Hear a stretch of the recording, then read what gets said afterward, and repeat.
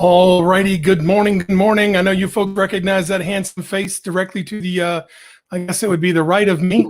And, we're super excited to have him here.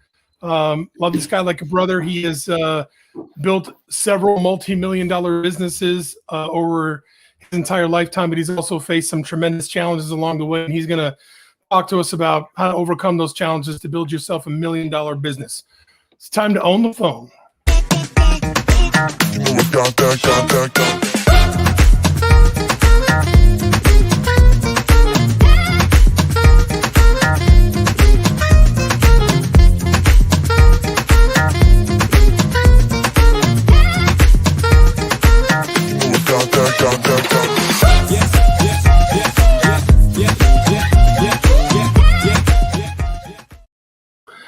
All righty, welcome everybody. Let's talk a little bit about this guy here. This guy's Jay Kinder.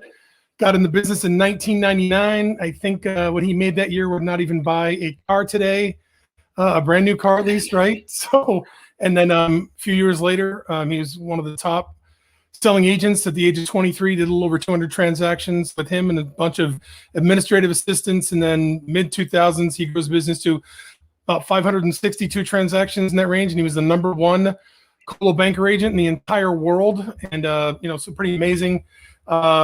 So basically, he's probably been party to a little over 4,500 transactions, and he's was a 30 under 30 member. And let me see here. Actually, it's interesting. He was also ranked in Oklahoma as number one in the state for 02, 04, 05, 06, and 07. So he had a great run there. In addition to the 30 under 30 list, he was also voted by the Small Business Administration as a young entrepreneur of the year. And he was number 41 and number 25 in the Real Trends rankings in Wall Street in the mid-2000s. He also grew one of the top real estate coaching companies in the North America. Interestingly enough, he's a pioneer in many different ways as to things that he brought into real estate coaching, taking ideas from outside the industry to help people build great businesses. And, in similar pioneer fashion, he's also one of the top 10 earners for EXP in the world. And he's also literally pioneering how to recruit for that type of company. And it's been pretty amazing. So it's been a great run. So my man, welcome. Good to see you. Yeah. You missed all the mistakes along the way, though. We're getting back to that. I don't, you don't go on a first date and tell everybody what's bad about you. First, you got to lead with the good stuff, and then you got to hope that there's something to learn, huh? Yeah. That's part of why we're here today, because obviously you've built several multi-million dollar businesses, and you've had a huge impact on millions of people's, not millions, hundreds of thousands of people's lives over the last 20 plus years. And certainly you couldn't have done it without experiencing some pain yourself. So I always want to ask it, because I've known your story for a long time. You got in business when you were 19, right? You were gonna have a kid, and you're like, I got to take care of my kid. Why didn't you just go to your dad and say, hey, I want to partner with you. Can I work with you and, work in your real estate business with you? And can you help me out and help me get started? Why didn't you just go do that? Because this is really the essence of what made you you and how you became who you were, because you did not take the easy road. So why don't you just share that first? So one of the things that probably, even if you've heard my story before, you probably didn't know, is like my dad didn't actually sell any real estate. He had property management, and he bought a Coldwell Banker franchise. So he kind of got into the managing of salespeople when he bought the franchise. But before that, he didn't have but a handful of agents, and they were basically, mainly property management. He would sell a house over here and there now and again, but not. He wasn't out there, opening doors and showing buyers all the time. At least not when I was growing up. And so I didn't really know that much about it. And so it wasn't until I saw, he bought when I graduated in 96. So in 97, he bought Coldwell Banker, the franchise, and I was mowing yards for him and doing stuff in the summertime and going to college. And I remember going in the office one day, and a guy by the name of Rusty Williams got paid, like, I want to say it was a $5,500 check. It was a bigger check than I was getting. And he hadn't broken a sweat or done anything that I could tell that he was really working. And I said, what the heck did he do to get a check that big? I was like, I'm going to get a check that big. How do I do that? He's like, well, he sold such and such house over and such and such. I was like, well, shoot, I know what I need to do. I need to get a real estate license then. I think if he could do it, I could do it. That was just, not knowing what you don't know, that was, seemed like that was a better path. And that was why I originally got my license. Mm-hmm. And I mean, it's like a lot of people when they first get in the business, first couple of years were rough. I mean, Mm-hmm. most people shake out within the first 2 years. What kept you in there to get you to the point that, because you got a 19, so 4 years later you sell over 200 homes. Like, how'd you push through to that? You know what I'm saying? Yeah. That's a monstrous increase in 4 years. So Yes, I what mean, got you there? if you give me a little bit of hope, I must stay with it. And I always joke that my high school football team went 0-10, and so we had no hope, right? And so like, if you give me a shimmer of hope that something might work, and I'm going to keep Mhm. trying. And I didn't Right. really have another alternative, right? I mean, I went to college for a couple semesters, and I was like, well, this isn't for me. I wasn't learning anything that I felt I was going to ever use, and so I needed to figure it out, and I was willing to try anything. And if it didn't work, I would just try something else. And I think where I was fortunate was, there wasn't a lot of things to learn inside the office, so I'd have to go to events and I'd have to go to these trainings. And my first course I ever went through was Dale Carnegie, and then I went to this other sales training, and so I was learning things, getting to apply them, and some things would work, some things wouldn't. I remember buying, I think it was Rick DeLuca or Walter Sanford or something, that one of those books and things. And it said, like, write a letter to every, make a list of every agent that ever left the company, and then write letters to all those clients. Like, I did all this. I've tried everything. And it's like, that didn't work, and offering a discount and commission. I tried all kinds of things that didn't work. And, I think fortunately, back then, you had floor time or whatever. My first sale came from somebody that called on floor time, and bought one of our listings ultimately. And from that point, I knew that I could do it. I just had to figure out, hey, there's got to be a better way. Yep. So, and I think, the thing is then when you were top of the world for Coldwell Banker, what year was that? Was that 6, 7? It was, I don't know.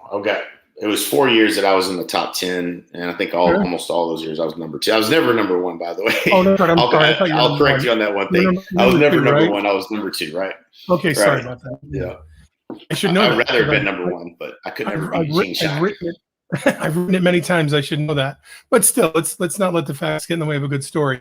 So, right. So you basically, more than doubled your business in a fairly short period of time. For the people that are struggling to try and get consistency in their business, what was the main factor for you in that? And at the time, you had to pretty much rely on yourself, because when you got to 200 plus homes, you were doing what, 5 admin, was it, right? 3 admin, 5? Yeah, it was four admin, I think, at the time. Then you, right? So everything was on you.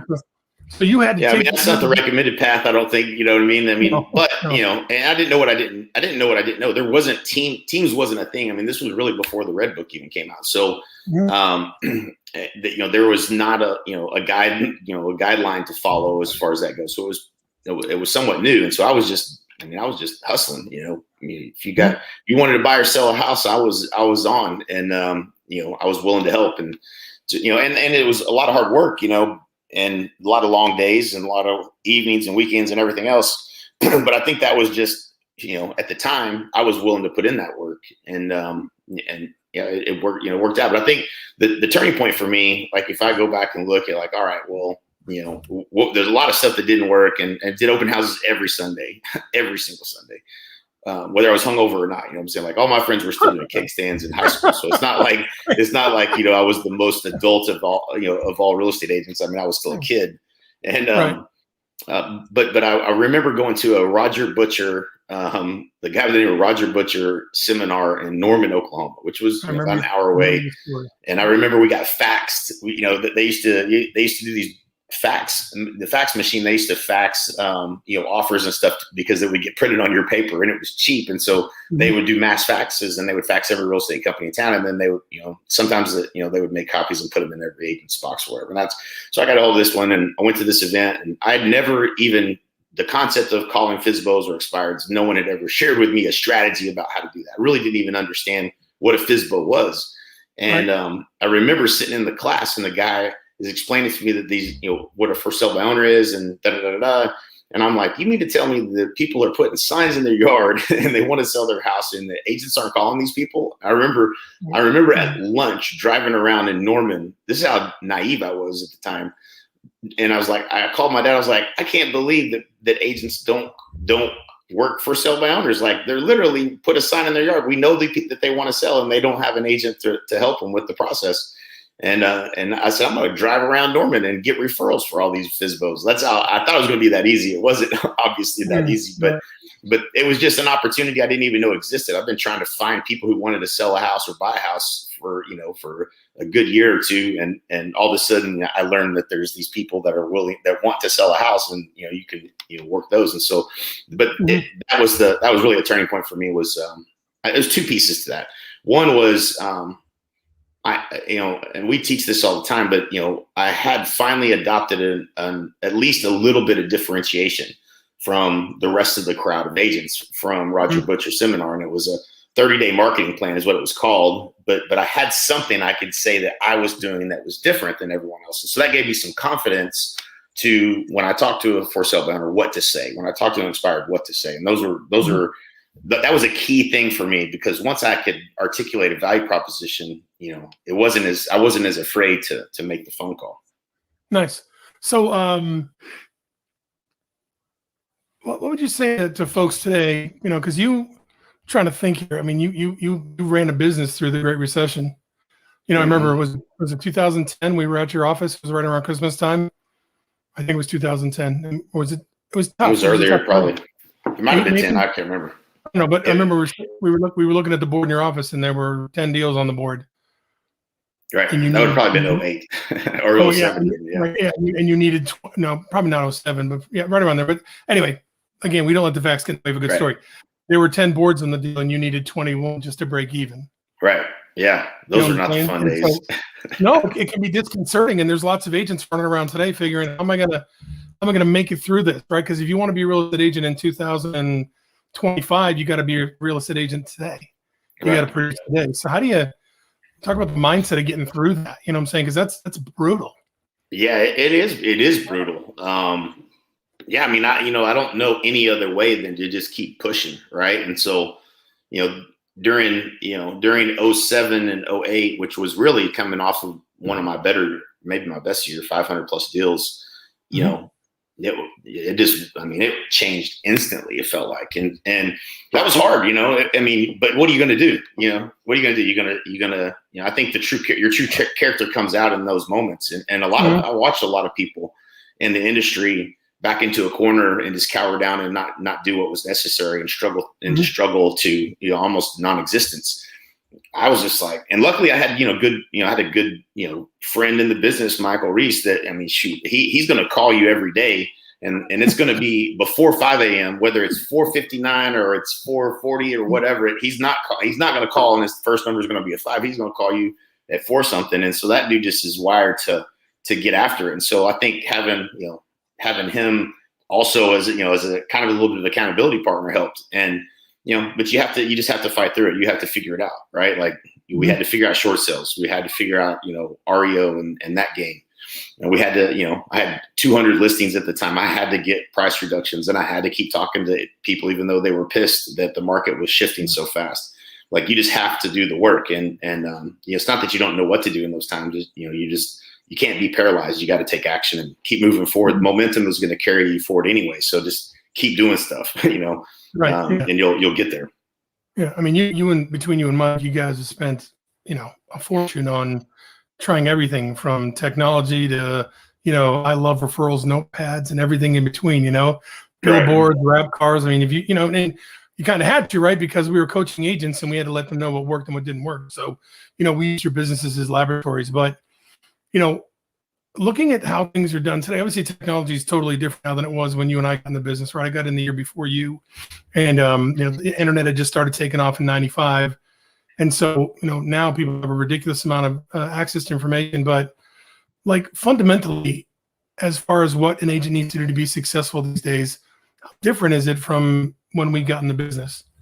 In your mind? Well, the thing that hasn't changed is it's still a relationship business. And you still have to put in the work. It doesn't, there's no shortcut to success. So I think there's more avenues to create business that are easier than there was back then. There was, it was just, a handful of things you could do, to find business or it was a lot harder, I think, which is, a lot of the direct mail strategies and radio, TV, billboards, all that kind of stuff are all things that we try today. You can do a lot. It's a lot easier. If you don't have to be an expert at Facebook, but you need to understand principally the fact that you can get somebody to click on something and then create an audience of people that are interested in maybe buying or selling. And then you have the ability to continue to create influence through video, which is going to be your best bet, because people can visually they can connect with you. You can create a connection that you can't really do with a billboard, or you can do a little bit with radio, but you can't do as much. And so all of those things, I think it's probably a little bit easier, for those that are hungry and want to learn the skills of marketing and the skills of how to acquire a customer. Right. So what do you say to people that look at you and, oh, Jay Kinder, he was tops with Coldwell Banker, he makes a truckload of money. He's top with EXP. Like, he's got a horseshoe, stuck up his butt. Like, what do people need to know that they don't know about how you got where you are? And more importantly, how do you stay where you are? Because I know that because nobody jumps from peak to peak. You know what I'm saying? There's always valleys. Sometimes they're really deep. Sometimes they're more shallow. And you've jumped. You've had some tremendous success and obviously a tremendous amount of work. But what do people know? What do people need to know that they don't know about the success and whatnot about your life? Well, I mean, I think that's something that's relatable. What everyone needs to understand is there's always going to be, for a while there was nothing but ups, right? Like, so I had never experienced down. It would just grow, and then all of a sudden I hit the valley, and it was a deep one. It was 07, 08. So like that was a really deep valley, and there was multiple challenges, right? Like that wasn't just it. We had the coaching company, we had an IRS issue where we had the guy that hid, basically didn't pay the Social Security. Oh, that's right. And so that was our $100,000 loan from the IRS because we had a bad hire in that business, and all this stuff is going on. And my number one guy leaves with my top 3 agents at the same time. Like all this stuff hits at once. Like it couldn't have been any worse, and just know that those are the times where you're embrace the struggle is what I would say. Embrace the struggle, because if you don't go through the struggle, you'll never learn the lessons. And the lessons I learned during that time prepared me for where I'm at today, and it won't happen again, right? I'm a better business person because of it. So embrace the struggle. Know that there's always going to be the challenges that are in the setbacks that you're gonna face, and embrace that, right? Like step into the darkness. Don't just stay comfortable. Keep pushing forward, and you're going to get there. The only way to get there is through failure. I try to teach Riggs and Kinley this, and they're like, their little brains are just like, you can see the wheels are turning. They're like, what do you mean fail? We don't fail. We never quit, because they know never quit is what you're saying. But we don't fail. Yep. No, it's never quit. You're going to fail. You'll understand failure is the way. Failure is the path to success. The only way you get to success is through failure.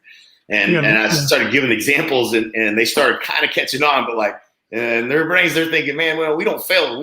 Because we don't quit. Right. And so it was just funny watching their minds try to absorb and understand that truly you can't get to success without failure, and just embrace that. That's the key.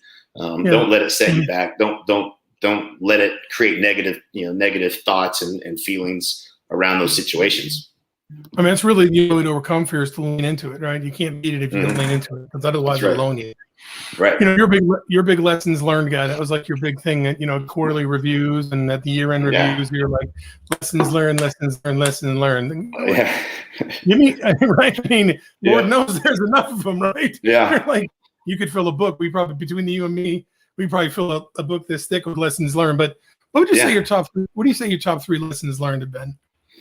Oh man, because your career's not short. I think I met you in 2001, so I've known you 20 years. And crazy, right? Right. But you've been in the business for over 20 years. Even though you look like you're 29, you've been doing this for a while. What are your 3 lessons? The biggest lessons you've learned along the way? I mean, my number one would probably be, ironically, it's a really good question, but I think it would be the power of lessons learned and taking time to review what happened. Like we all have I think most everybody today has goals, and they set out to accomplish those goals. What I don't think most people do is take a time to review what they said they were going to do, what the hell happened, and did I get it done or not, and why, right? And like that just doing that one thing enables you to embrace like where you're wrong in your thinking, where you were wrong in what you thought could get done, or maybe even a reflection of like, you told me you wanted me to do this thing, but I didn't do it because you gave me these other things to do instead. And you know, and you're overwhelming someone. So like, that reflection is where, you know, is where you really learn and get better at making decisions. At first, you suck at making decisions, but you get better at making decisions by looking at the lessons learned. Like, what the hell? I thought we could do all these things and we did 2. We did part of number 1 and number 7, and we did none of the rest of it. Why? Okay, well, I didn't properly understand the resources, you know, and the time and that was required in order to do that. So for me, like my number 1 lesson learned is paying attention to setting a plan and then taking a look at what kept you from getting there and truly trying to get better at making a plan and executing it. And doing that with people, right? And leading people at the same time. I just want to add one thing, which requires a tremendous amount of humility. Yeah, it's nobody wants to sit through, you know, and I think, you know, anybody that's ever worked for me or with me even, you know, we'll know that, you know, like we're not skipping the step of listening. Like, hey, if we screwed up, I'm good with it. I want you to make mistakes. I'm fine with that. But you're going to have to face them, right? Like, let's talk through what happened. How did we get here? What could we have done differently, right? And that's, you know, that's where you learn and grow. And if you're afraid of that, or if you don't want to sit through that process and the uncomfortableness of looking at where, you know, where we were wrong or where you made a mistake or what you could have done differently, it won't work for me very long, because I'm not going to work with people that I'm okay if you make the mistake. If you keep making the mistake, we got a problem. And the only way I know to keep from making the same mistakes is to reveal what, you know, what we think we were wrong and what we could have done differently. And it's, you know, and when, you know, when's that for me, that's been, it's been huge. You know, it's taken the time to do that step. And now you need to celebrate your victories and pump everybody up about what we did get done. Cause it's not like you didn't do anything, but hey, let's get real about what happened and how do we keep it from never happening again? Lesson number 2. Yeah. Lesson number 2, man, you know, I mean, it's never give up. I mean, I think that's, you know, it's such an easy, you know, thing to say, but like, I think it's a mindset. You know, I think mindset is probably the most powerful. It's the most powerful tool. You know, self development is probably the most powerful thing that you could work on a daily basis. And if you're not doing it on a daily basis, then you're probably going to have some bigger setbacks. And so it's always, what could you do differently, right? It's never, hey, this happened to me, you're a victim. You know, it's only accountability. Like, okay, things are going to happen. How do I get better? What could I have done differently? When you approach everything in life that way, the cool thing is you can never be let down because you don't have any expectations, right? So the only expectation is, am I getting better? And so I think that that humility and realization that really truly, you know, there's nothing you can do. There's going to be things that happen. Well, you know, well, that person stole from me, or this person did that to me.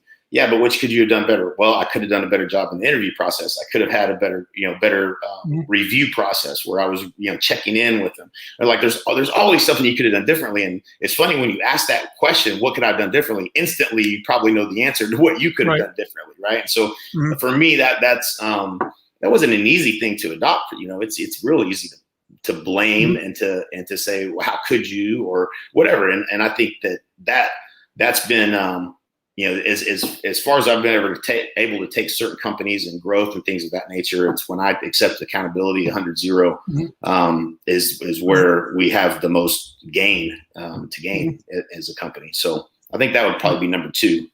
You remember those accountability glasses? We ain't wearing those victim glasses. Victim glasses, right? Exactly. Remember that. Yep. So what's number 3? Man, it's leverage.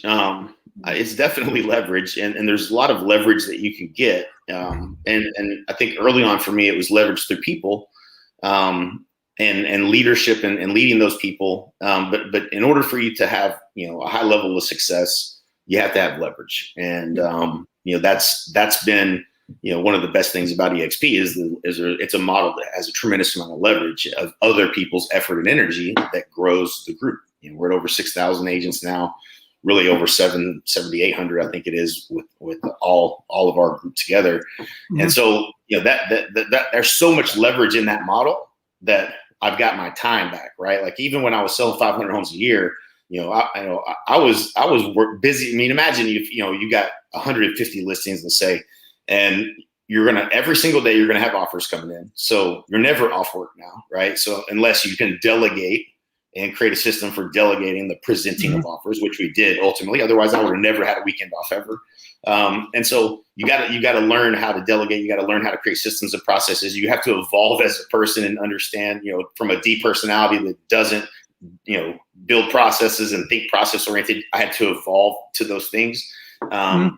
The leverage is the only way you're going to ever truly have success, which to me, success is it's not just the money, it's the time. And, if you can't get your time back, then, you have a job, and at some point you're going to want to get your time back. And so Mm-hmm. the only way to do that is through leverage. And I think that's been, looking at all the business models that I had and what worked and what didn't work and what had me working the hardest and where I finally have time freedom, Mm-hmm. leverage is the number one thing, is you got to always be looking for leverage. Right. What so obviously you talk to real estate agents all over the US and Canada. You're well connected with some of the top agents in not just in EXP, but other industries around, even other franchises around the country. What's somebody going to need to do to succeed going forward? As a real estate agent. I mean, I think I believe that the number one thing, I mean, it's a relationship business. I think if you look, you look at the evidence, 2015 and 16, I can't remember. It was, billions of dollars that was raised for companies that were trying to disrupt the real estate agent, replace the real estate agent. Today, your HomeLight, your Compass, EXP, the most successful companies, and even the companies you're getting funded, they're companies that are agent centric, which is evidence that the real estate agent as a part of the transaction is probably never going to be replaced, because if there was anybody that was going to disrupt it, the billions of dollars that had been spent to try to do that would have worked.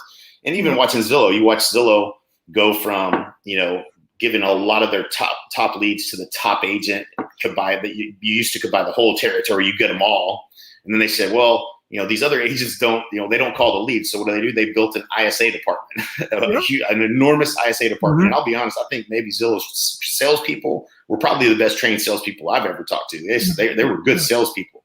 And so they built a huge ISA department. We're going to call the leads for the agents, because the agents never call the leads. And then they try to start breaking things out and get referral fees. We'll get paid on the back end, and we'll just give these referrals to any agent that we desire. And we're going to control it because we have all this traffic, right? And so, but at the end of the day, it's the agent on the other end of the phone that makes all the difference in whether a lead converts. I don't care if they come from Zillow. I don't care if it comes from any ad set that you create yourself.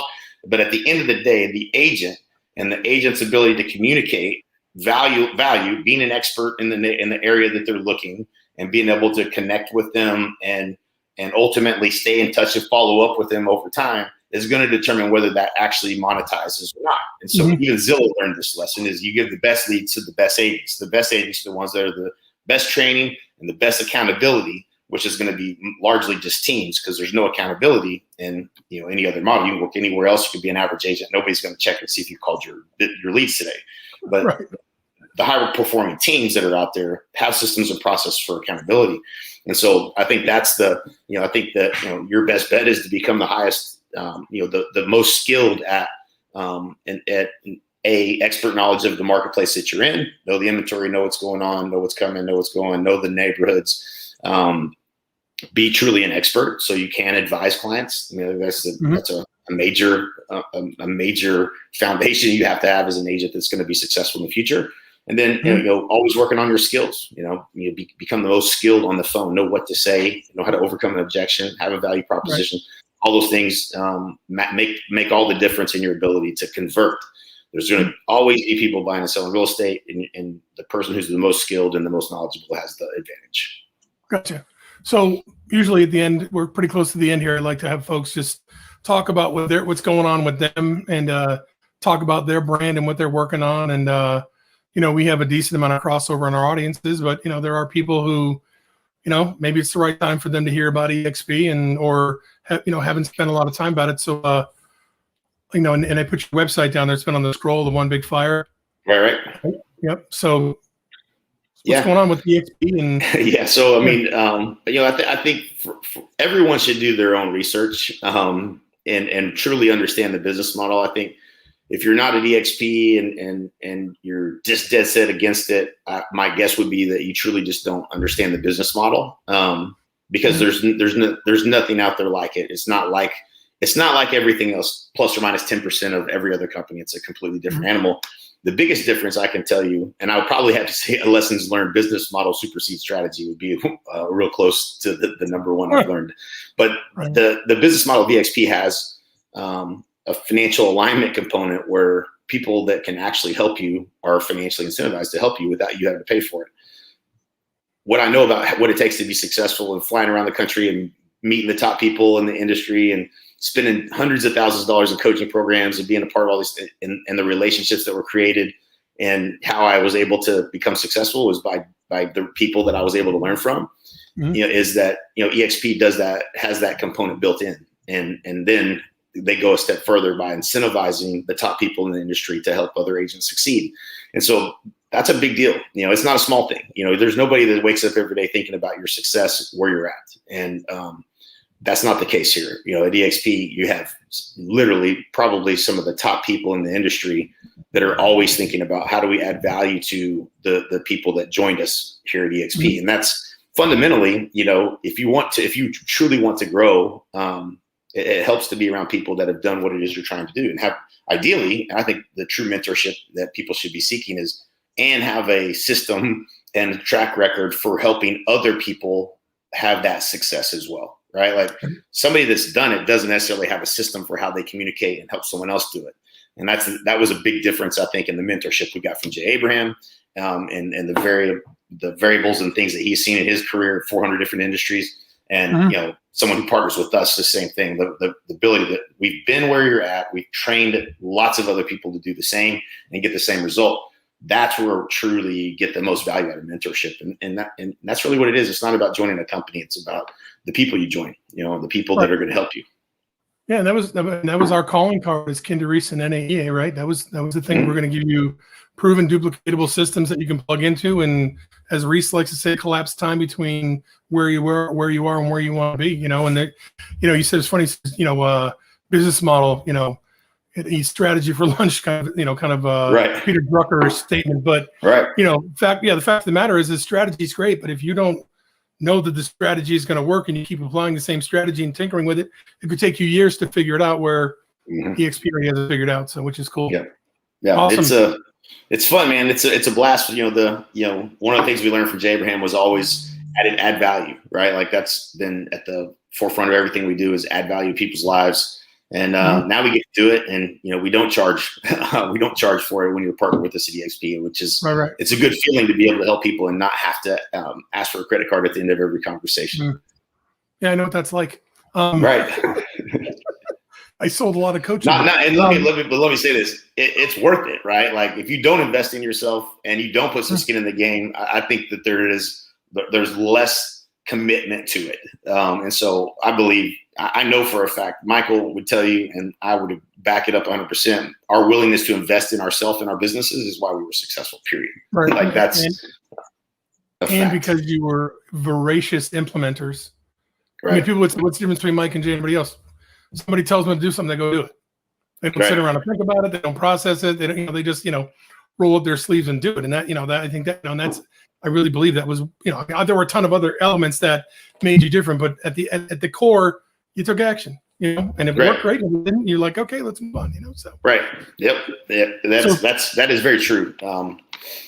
Looks like Michelle has a question there. I think, I think that the upline matters at EXP, for lack of a better term. That's what it is. It's the people that are in your revenue share group. If they either have systems and processes, so I would ask questions like, hey, what are the systems and processes you guys add? How do you guys add value to people that join? And if they can't answer that, that's probably a good sign. If they answer it well, do your research, talk to several people, and find someone who you think can help solve your biggest problems the easiest. And that would be, you're interviewing for a sponsor. And so talk to a few people and find out what don't get, the the reason that might be bad advice is if you listen to some people that will make promises that they maybe don't deliver on. So just be wary of that. Look for evidence of and proof of concept in whatever they're telling you. But I think you just talk to the right people. You know, when you feel like you're connected with someone that can actually help you, that's going to be a good move for you, because they can truly help. I mean, it's like everything else in life. You know, your success. It's like the whole Jim Rohn quote, right? You know, you're the average of the 5 people you spend most of your time with, right? Your success in EXP is largely dependent on the people that you decide to align yourself with, you know, what they can do to help you. So absolutely. So she can go to One Big Fire if she wants you to check it out, right? I would watch the video at onebigfire.com. I think it gives an explanation of why we joined EXP, what it is that we do to help agents that partner with us, and you know, you'll see the bigger picture, not just the business model of EXP, but like the bigger picture of like, okay, well, what does it really mean to truly be partnered up with you guys? What are you going to do for us? And I think that'll paint that picture pretty clear. So thank you so much for that. So listen, before we go, I just want to honor you. You know, it's funny. One of my posts was like, "Hey, if you want to know who your friends are, go to prison." Because that'll right. You go to prison, that'll tell you who loves you and who doesn't. You know. Right. And so, you know, I wouldn't be here today where I am if it wasn't for you. And, you know, you supported me during, other than my parents dying, probably one of the worst times of my life. And you were there for me at the beginning and you were there for me at the end. And you helped me get back on track and my life back together. So I just want to let you know that I love you and I appreciate you immensely. And, you know, that I'm the one that should be doing that. And, you know, that speaks volumes about who you are as a person. And, you know, if you want to go be with somebody who actually cares about you and loves you and wants good things for you, you know, you're going to have a harder time finding that person other than Jay Kinder. So I love you and appreciate you very much, my brother. Thank you. Any final thoughts before we get out of here? No, man. I just appreciate that. That means a lot to me. No, I think who you surround yourself with, man, continue to learn, continue to grow, embrace the struggle, keep pushing forward. And you know, be around the best people you can be around is the best thing you can do to change your life. So I wish everybody the best. Appreciate y'all tuning in. Thanks for having me, Wally. It's always a pleasure. And if you want to get trained by the best, Wally was the guy that trained all of us in the beginning. So that's your man. That makes me older than you for sure. All right. Hey, that's Jay Kinder. I'm Wally Bressler. This has been On the Phone. Hey there, this is Wally Bressler, and on behalf of my guest today, I'd like to thank you for joining us for this episode of On the Phone. If you'd like more information on how to overcome sales call reluctance, procrastination, and self-sabotage, and become an expert on the phone, go to www.phonesalessecrets.com. And if you'd like my free course on how to overcome sales call reluctance, please go to www.phonesalessecrets.com/go.